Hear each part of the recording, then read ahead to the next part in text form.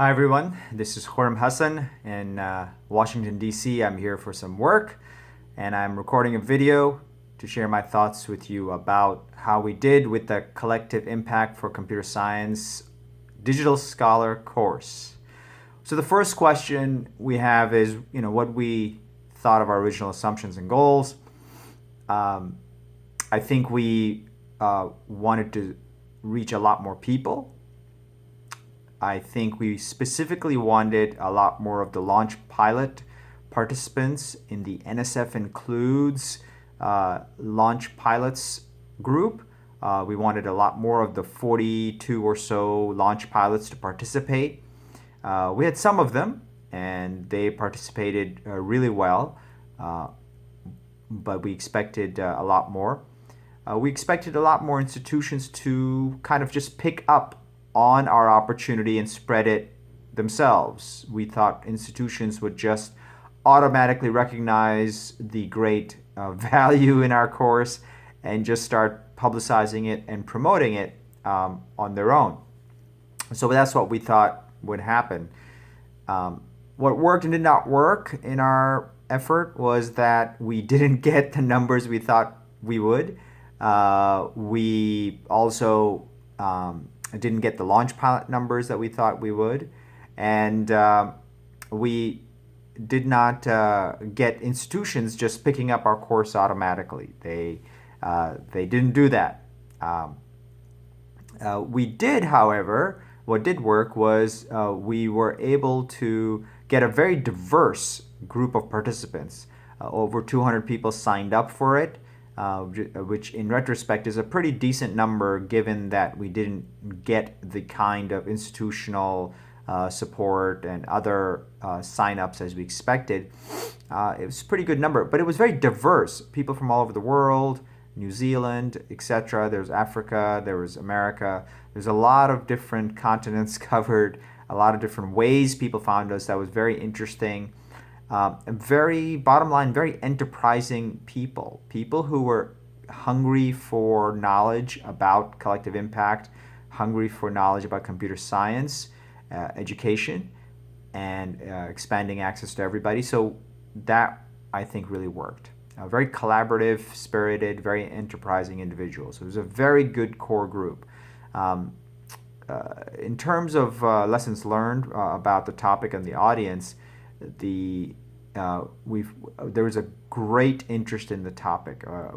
Just because people didn't sign up didn't mean that people were not interested. So that was good to learn afterwards as we started to hear back from folks who contacted different course contacts and our host institution in Georgia DOE staff got a lot of requests from their networks around the country that, hey, can we take the course? We didn't have time before, but we're ready for it now. The audience, what we did learn about the audience was that there were many people who actually just had programs that didn't really require collective impact. They had education programs, but didn't really need a whole collective impact approach. So I think one of the lessons was we need to think about how to gear this towards helping people understand that they have a individual program and don't really have a major community level context. So I think we need to explain that a lot better. I don't think we did that very well. That this is the context in which collective impact works, is meant for, and these are typically things that people think of applying any organizing principle to, especially a lot of just individual programs.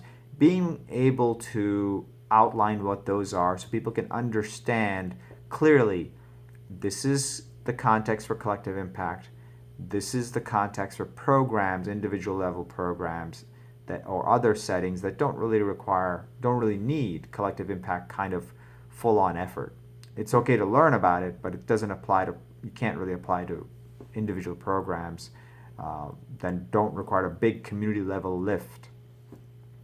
In terms of recommendations, one, I would say we need to think about how to partner with networks and institutions to better market and get feedback on our course offering. so that they can help us in both making it relevant for the audiences that they are tapping into, and also to help promote it. Institutions can put their names behind it, use their listservs, use their networks to get it out there.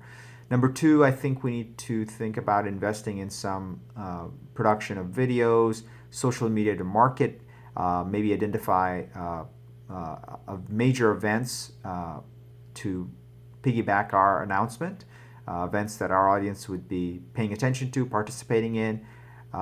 Maybe even get a computer science related, STEM related celebrity person or persons who would do some pro bono work by helping us to promote our course, and given its benefits to society. And then finally, my other recommendation would be to divide up the course into different audiences and simplify the topics, go deeper. Instead of trying to cover too many big items, try to take the course that we did, try to divide it up. Here's the different audiences, and here are the different topics, because we seem to be sometimes giving people too much to do. They have too much to figure out. Those are my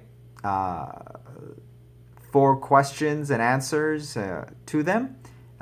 We hope to learn a lot and bring the course back in different form with different audience engagement strategies in the near future.